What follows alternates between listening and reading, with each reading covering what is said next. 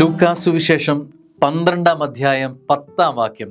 മനുഷ്യപുത്രനെതിരായി സംസാരിക്കുന്നവനോട് ക്ഷമിക്കപ്പെടും, എന്നാൽ പരിശുദ്ധാത്മാവിനെതിരായി ദൂഷണം പറയുന്നവനോട് ക്ഷമിക്കപ്പെടുകയില്ല.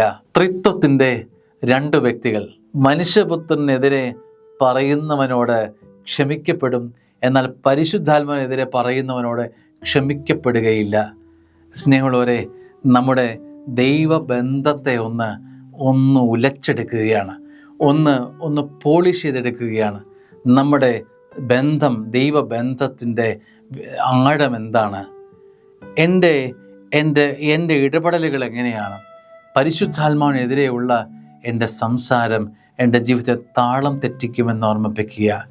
പരിശുദ്ധാത്മാവിനെതിരെ വിരൽ ചൂണ്ടുന്നത് സൂക്ഷിച്ചു വേണം. പരിശുദ്ധാത്മാവാണ് ഒരുവനെ പൗത്രീകരിക്കുന്നത്.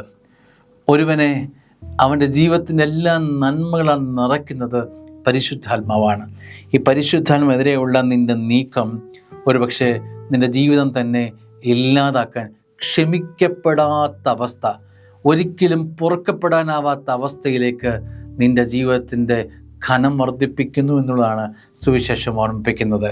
സ്നേഹമുള്ളവരെ, നിൻ്റെ ജീവിതം പരിശുദ്ധാത്മാവിനെതിരെ തിരിഞ്ഞിട്ടുണ്ടോ എന്ന് ചിന്തിക്കുന്നത് നല്ലതാണ്.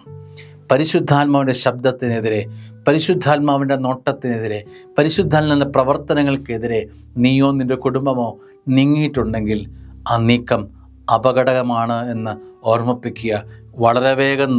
വളരെ വേഗം തിരിഞ്ഞു നടക്കണം. വളരെ വേഗം അവയിൽ നിന്നെല്ലാം വിട്ടകലണം. കാരണം പതുക്കെ കയങ്ങളിലേക്ക് ഇറങ്ങിക്കൊണ്ടിരിക്കുക. നിൻ്റെ ജീവിതത്തിൻ്റെ കുറുകെ, നിൻ്റെ ശിരസ്സിനു മേതെ വെള്ളം കുമിഞ്ഞുകൂടുമാറ്, നിന്നെ മുക്കിക്കളയുമാറ് പരിശുദ്ധാത്മാവിനെതിരെയുള്ള നിൻ്റെ പ്രവർത്തനം തകിടം മറിക്കുമെന്ന് ഓർമ്മിപ്പിക്കുക. ഗൗരവത്തോടെ ഈ പരിശുദ്ധാത്മാവിനെതിരെയുള്ള പ്രവർത്തനത്തെ സുവിശേഷം കാണുന്നു എന്നത് അടിവരയിടുകയാണ്. പരിശുദ്ധാത്മാവാണ് നമ്മുടെ ജീവിതത്തിൻ്റെ ബലം എന്ന് തിരിച്ചറിയണം. ആമേൻ.